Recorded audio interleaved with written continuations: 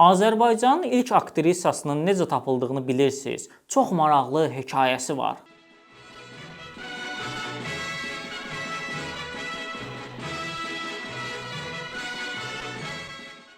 Sevil filminə qədər Azərbaycan filmlərində aktrisalar qeyri-azərbaycanlılar olub. Cəfər Cabbarlı da məhz istəyib ki, Azərbaycan qadınını kinomuza gətirsin. Buna görə də ssenarisini yazdığı Sevil üçün axtarışlara başlayıb. Bir dəfə kinoteatrdan çıxarkən gənc bir qız gözünə sataşır. Düşünür ki, bu qız obraz üçün idealdır. Onun ardıca düşərək evlərinin yerini öyrənir. Sonra gəlib ailədən icazə almaq istəyir. Ancaq qızın atası və qardaşı razı olmurlar. Buna baxmayaraq Cabbarlı inadından dönmür. Təkrar evə qonaq gedir. Sonda razılaşırlar. Sevili oynayan İzzət Oruczadə deyir: "Atam məni yanına çağırıb dedi ki, qızım, bu çəkməyli kişi istəyir səni kinoya çəksin. Bilirəm, məhəllə ağsaqqalları məni danlayacaqlar, amma kişinin sözündən çıxa bilmədim. Yaxşı adama oxşayır. Elə bir üzündən nur tökülür." Bu söhbətdən sonra Azərbaycan qadınlarının kinoya yolu açılır. İzzət Oruczadənin və 20 martda doğum günü olan Cəfər Cabbarlının ruhu şad olsun. Bəs Azərbaycan kinosunda sizin ən bəyəndiyiniz aktrisamız hansıdır?